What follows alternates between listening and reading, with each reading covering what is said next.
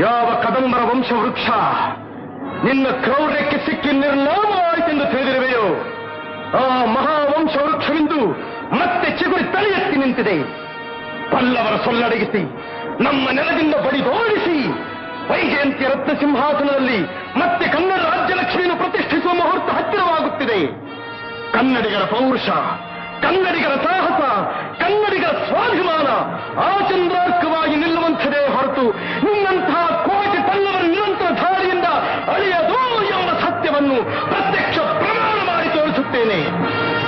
ಇದೇ ನನ್ನ ಗುರಿ, ಇದೇ ನನ್ನ ಮಂತ್ರ, ಇದೇ ನನ್ನ ಪ್ರತಿಷ್ಠೆ. ಇಂದು ನಿಮ್ಮೆಲ್ಲರನ್ನು ಈ ರಾಜ್ಯಸಭೆಗೆ ಆಹ್ವಾನಿಸಿದ ಕಾರಣವಿಷ್ಟೇ. ಕಾಂಚೀಪುರದಿಂದ ತಪ್ಪಿಸಿಕೊಂಡು ಹೋದ ರಾಜದ್ರೋಹಿ ಒಬ್ಬನು ನಮ್ಮ ವೈರಿಗಳಾದ ವೈಜಯಂತಿಯ ಮಂತ್ರಿ ಸೇನಾಧಿಪತಿಗಳ ಆಶ್ರಯದಲ್ಲಿ ತಲೆಮರೆ